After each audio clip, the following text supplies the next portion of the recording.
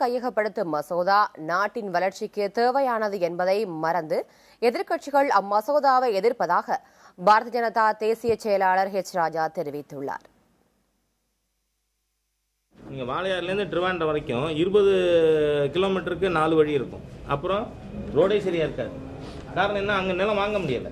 So இந்த மாதிரியான விஷயங்களுக்காக எனேபிளிங் ப்ரொவிஷன் தான் இந்த சட்டமே. எல்லா நிலத்தையும் வாங்கிறதுக்கு இல்லை. ஆனால் இவர்கள் வேண்டுமென்றே மக்களை திசை திருப்பி இருக்கிறார்கள்.